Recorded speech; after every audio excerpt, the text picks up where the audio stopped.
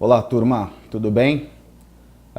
Eu sou o Fábio, sou ex-aluno da Faculdade de Medicina do ABC. Para mim é um prazer estar aqui podendo ministrar uma aula para vocês e devolver um pouco do que essa faculdade me deu durante tantos anos que eu já estou aqui. Eu faço parte da cadeira de Ginecologia e Obstetrícia no setor de Oncologia Pélvico, setor que é chefiado pelo Dr. Caetano Cardial. E eu vim discutir hoje com vocês, o tema é oncogênese em ginecologia. Nós vamos abordar um pouco, falar um pouquinho sobre a importância da oncologia pélvica e depois discutir um pouco as bases da biologia molecular do câncer para preparar vocês mais para frente para poder discutir melhor as doenças importantes que acometem a mulher.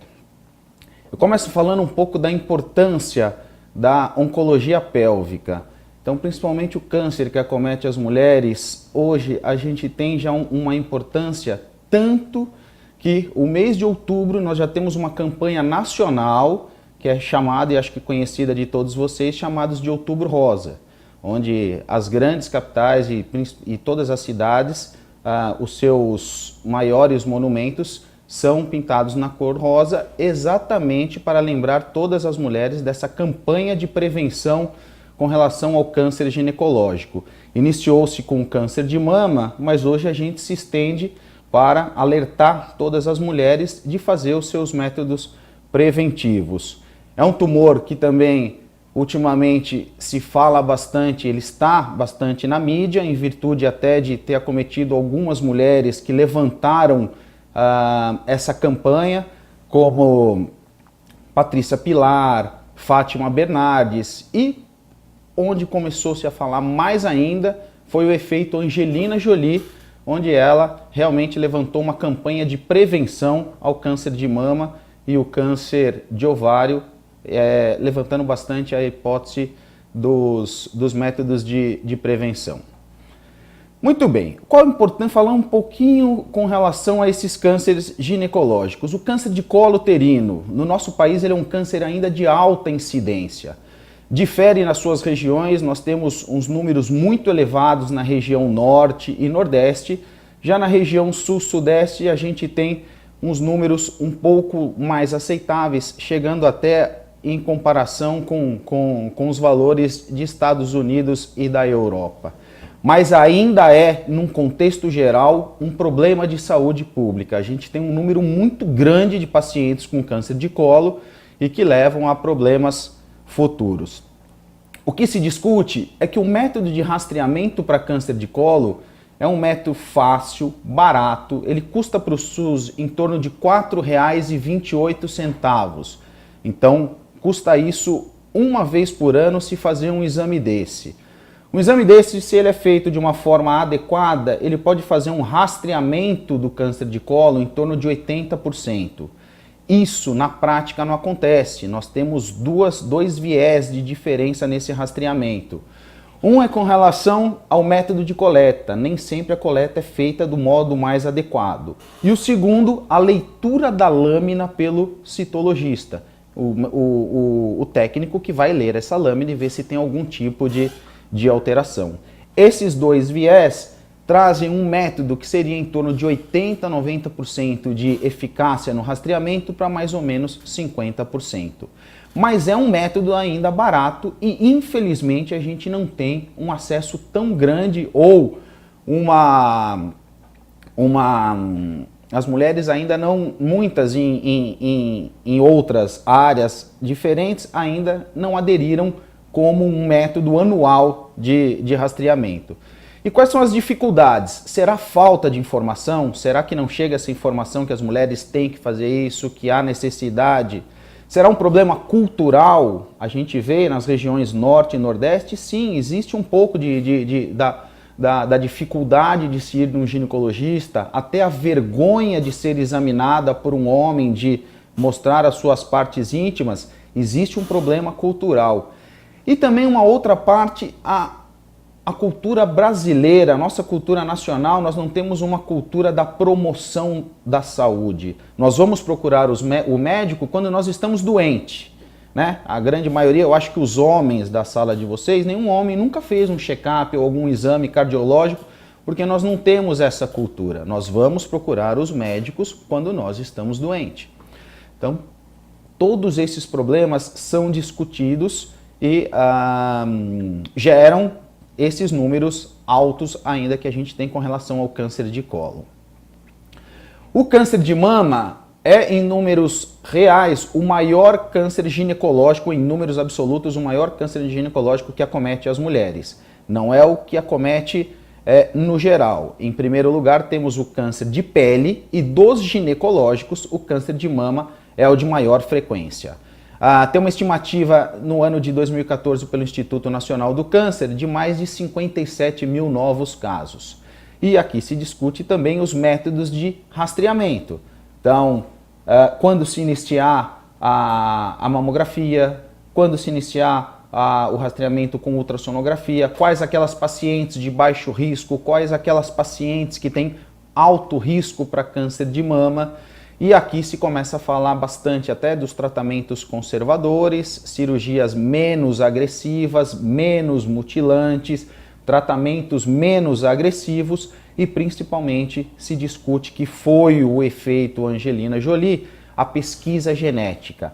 Quais aquelas pacientes que a gente indica uma pesquisa genética para ver se ela tem um risco maior ou um risco menor de desenvolver tanto um tumor de mama quanto um tumor de ovário. Por que eu falo do tumor de mama e tumor de ovário sempre juntos? Eles têm uma origem genética muito parecida. Então existe uma mutação de um gene chamado gene BRCA1, BRCA2, que pode ser pesquisado naquelas mulheres que têm histórico familiar. E esses genes eles são responsáveis, o que nós vamos discutir um pouco mais para frente, o controle celular. Então, a grosso modo, o que nós temos em termos de biologia molecular? O tumor, o câncer, ele é um processo polimitótico desordenado. São células que vão crescendo de uma forma desordenada. Existem genes responsáveis pela proliferação celular e existem genes responsáveis pelo controle celular. Quando eu tenho alteração ou nessa parte da proliferação ou na parte do controle, eu tenho um risco aumentado para um processo polimitótico. O gene BRCA1 e o gene BRCA2 são responsáveis pelo controle celular, são responsáveis pela apoptose. Se eu tenho uma mutação desses genes, eu tenho uma diminuição do meu controle celular. Portanto, existe um risco maior de desenvolver um câncer.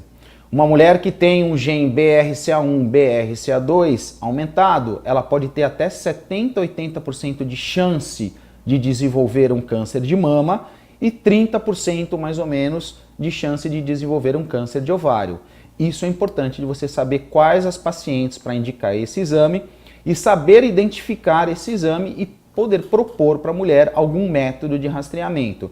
Uma mulher que tem 70, 80% de chance de ter câncer de mama, você pode dar a opção a ela de fazer uma ressecção dessas mamas. Não fazer uma mastectomia e retirar mama com complexo aureopapilar, não. Você faz uma adenectomia, retira apenas a glândula para diminuir esse fator de risco da paciente. Isso vai ser bastante discutido com vocês futuramente dentro da cadeira de ginecologia e obstetrícia. O câncer de ovário é um câncer de menor frequência, ele é o 7º em ordem de frequência nas mulheres, porém ele é o câncer de maior fatalidade. O que é índice de fatalidade? São mortes oriundas daquela doença.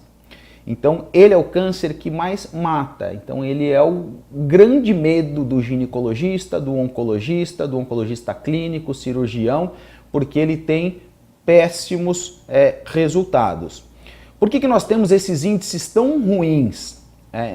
O diagnóstico do câncer de ovário, nós temos, as estatísticas nos mostra que 70% do diagnóstico é feito no estadio tardio, estadiamento 3 ou 4. O estadiamento 3 de um câncer de ovário, a chance de sobrevida em 5 anos dessa mulher é aproximadamente 30 a 35%. E o estadiamento 4, a chance de sobrevida em torno de 0. Então concordam comigo que eu tenho 70% das mulheres diagnosticadas com chance de sobreviverem em 5 anos em torno de 30 e 35%. Isso são pacientes do SUS, pacientes do Oswaldo Cruz, pacientes do Sírio-Libanês, pacientes do John Hopkins, de qualquer lugar. A estatística não muda conforme o lugar. O câncer de ovário, ele é agressivo dessa forma.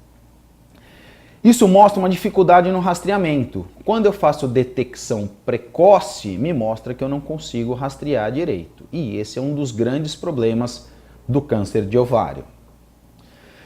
Muito bem. Falando um pouquinho, tentando dar uma introdução para vocês da importância do câncer ginecológico e falar um pouquinho dos mais frequentes e importantes, como o colo, a mama e o ovário. Isso vai ser discutido com vocês mais à frente durante o curso de vocês. Vai se falar bastante sobre essas doenças, tratamento, prognóstico. Mas hoje eu vou discutir um pouquinho da parte mais técnica, um pouco da parte da biologia molecular, da parte celular, do porquê ocorre esses tumores. Então as nossas células, a proliferação celular normal de um indivíduo, o nosso ser humano ele tem mais ou menos cerca de 100 trilhões de células. Todas elas com o mesmo DNA, o mesmo formato, estrutura, só que as suas funções são diferentes em consequência da variedade da sua expressão genética. O que eu quero dizer é que eu tenho células que se dividem muito mais rápidas do que outras. Então, por exemplo, os neurônios eles têm uma capacidade de regeneração e de proliferação muito maior do que células, por exemplo, de pele. Isso em virtude da importância e isso difere cada célula nessa proliferação celular normal.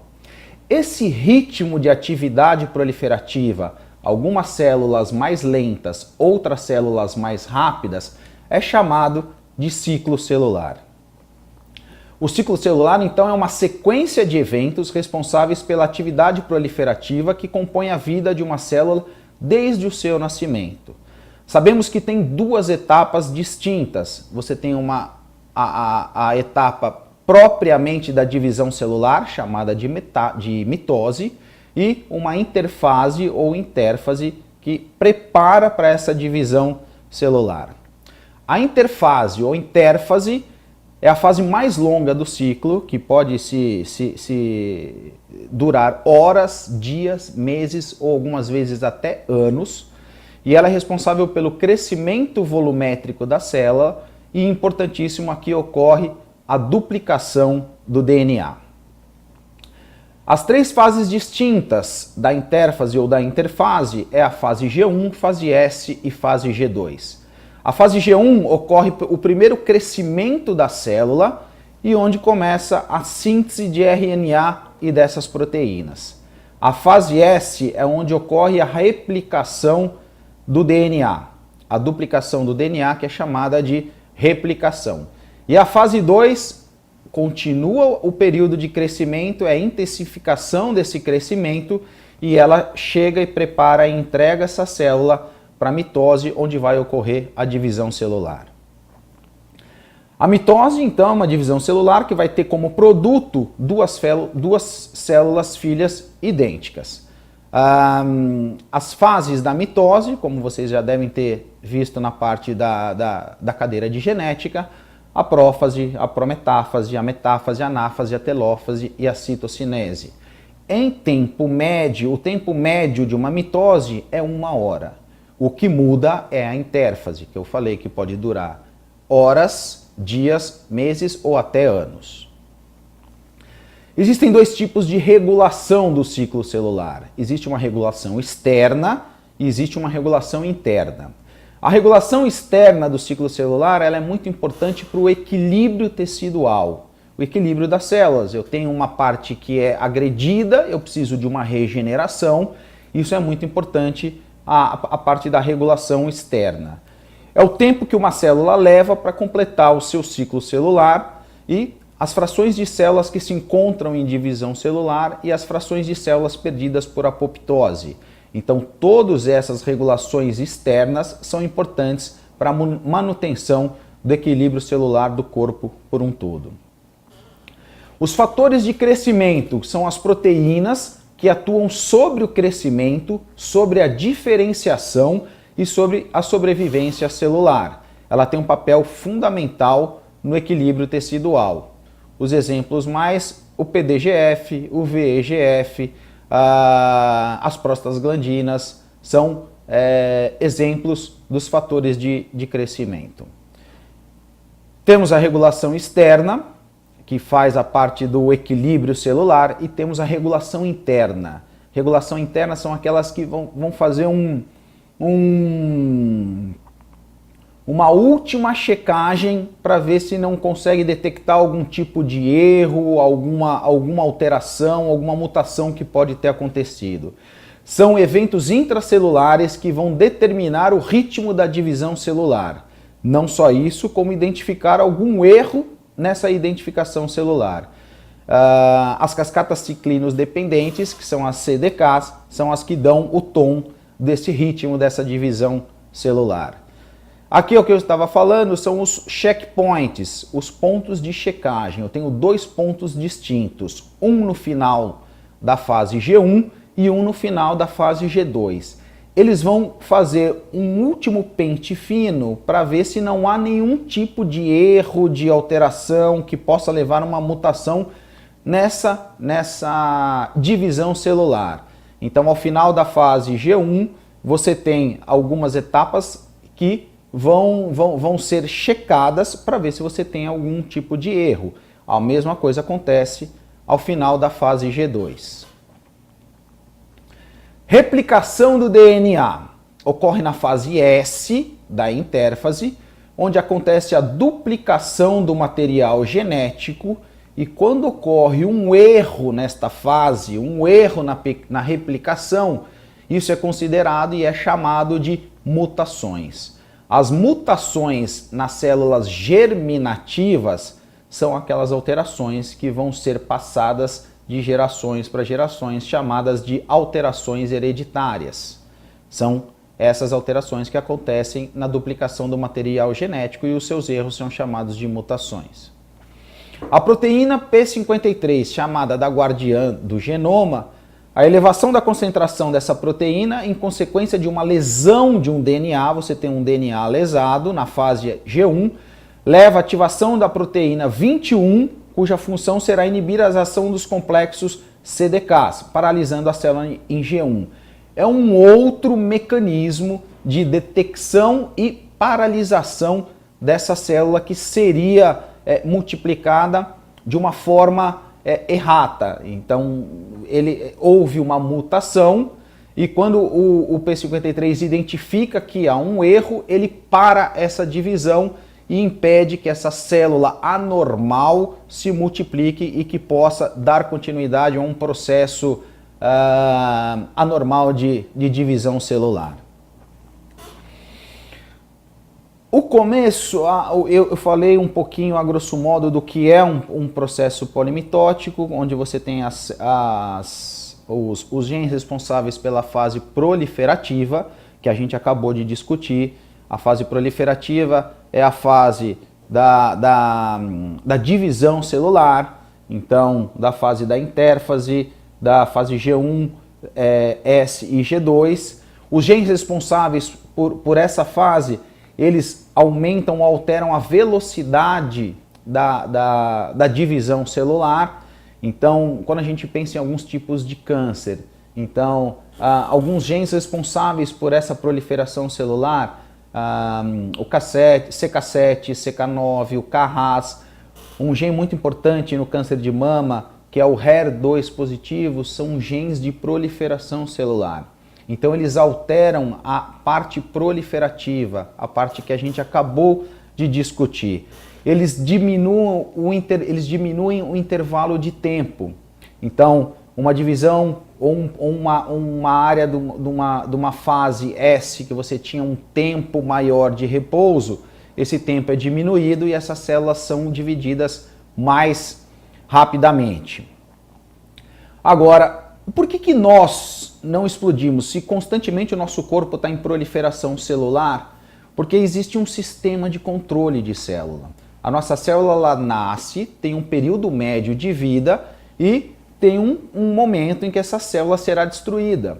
Este processo de destruição celular é chamado de apoptose. E existem genes responsáveis por esse processo. 2 deles, já discutidos anteriormente, e importante no câncer de mama e no câncer de ovário, é o BRCA1 e o BRCA2. Então a apoptose, que é a morte celular programada, ela é uma autodestruição celular fisiológica, acontece de 50 a 70 bilhões de células sendo destruídas ao dia, são realizadas pelas enzimas caspases e tem como fatores reguladores os fatores ambientais externos, fatores farmacológicos e também fatores infecciosos. Com relação à biologia molecular do câncer, era isso que eu queria discutir um pouco com vocês, essa parte da divisão celular e do controle celular. E saber que durante o internato de vocês, saber durante o curso que vocês vão ter de ginecologia e depois durante o internato, vocês vão se deparar com esses tipos de tumores. O tumor cervical, os cânceres de mama, os cânceres de ovário, onde vão ser discutidos como são formados, método de rastreamento, método de prevenção, método de tratamento e controle, mas isso vai ser discutido com vocês mais à frente. Obrigado pela oportunidade, espero que vocês possam aprender alguma coisa e estamos abertos à discussão para as eventuais dúvidas. Muito obrigado.